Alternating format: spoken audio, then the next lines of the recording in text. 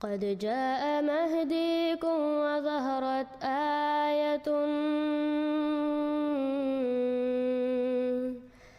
فاسعوا بصدق القلب يا فتياني.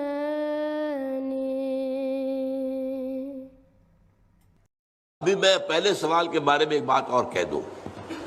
علامہ اقبال کے بارے میں یہ مشہور ہے کہ وہ مہدی وغیرہ کے قائل نہیں تھے، اور ان کی بعض تحریریں ایسی ہیں، بعض اردو اشعار بھی ایسے ہیں، لیکن بعض جو ہے واضح الفاظ ان کے بعض خطوط میں ہیں کہ یہ مجوسی روایات ہیں جو اسلام میں آ گئی ہیں.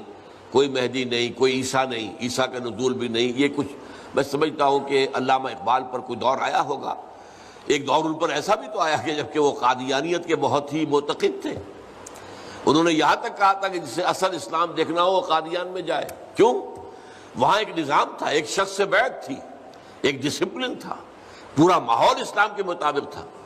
وظاہر باقی تو ان میں خرابی تو یہی ہے کہ انہوں نے غلام احمد قادیانی کو نبی مان لیا. باقی مسلمانوں والے کام تو ان کے ہیں. اور وہ ایک جگہ پر ایک آبادی انہوں نے ایک اپنے اسلامی اصولوں کے مطابق بنا لی.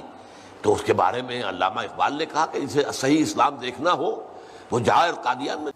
جیسے یہ غلام احمد قادیانی وفات مسیح کا کیسے ہو سکتا ہے کہ ہمارے نبی جو ہے وہ تو فوت ہو کر زیر زمین دفن ہو گئے اور یہ عیسیٰ جو ہے یہ آسمان پر اٹھا لیے؟ کیسے ممکن ہے؟ اب ظاہر بات ہے عام آدمی جو ہے مسلمان جس کی حضور سے محبت ہے، حضور کی دل میں تعظیم ہے، عظمت ہے، عقیدت ہے، وہ اس جال میں پھنس جائے گا.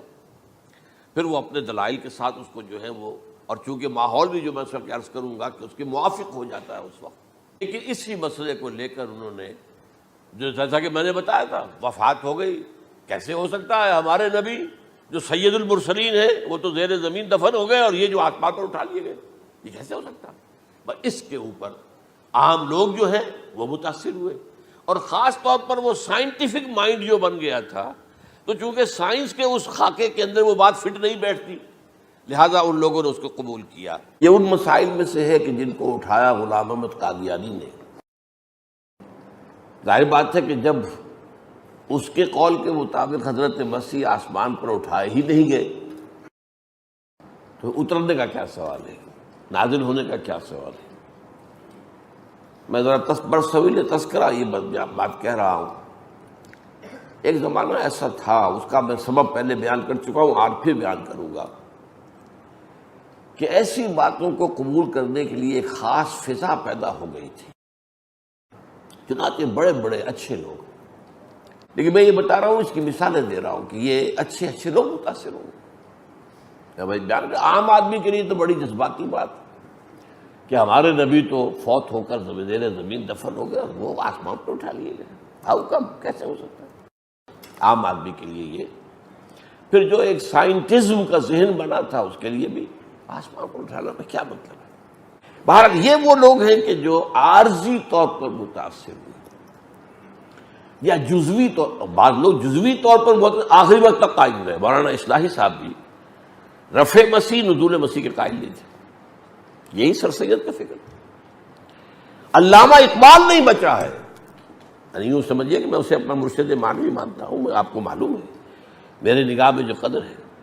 یہ جو انہوں نے لکھ دیا، یہ سب جو مہدی اور یہ عیسیٰ کا آنا، یہ سب جو ہے یہ مجوسیوں کی روایات ہے جو اسلام میں آ گئی. لا حول ولا قوت. اقبال نے کہا ہے یہ سب جو ہے مجوسیوں کی روایات ہے جو اسلام میں داخل کر دی گئی ہے. ایک زمانے میں قادیانیت کے بارے میں انہوں نے کہا تھا جسے صحیح اسلام دیکھنا ہو چاہے قادیان میں دیکھے.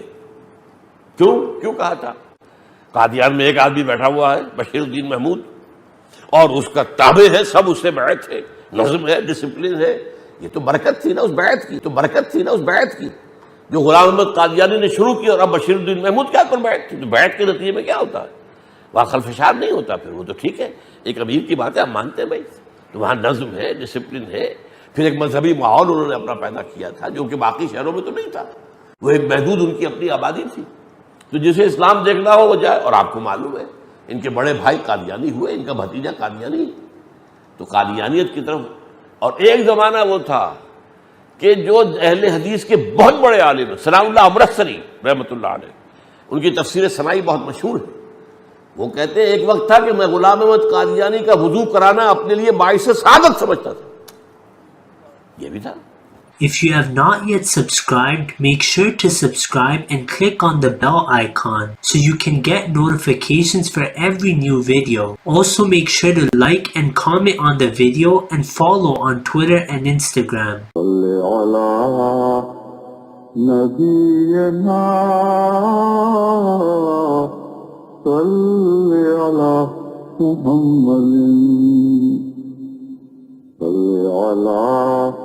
سفينا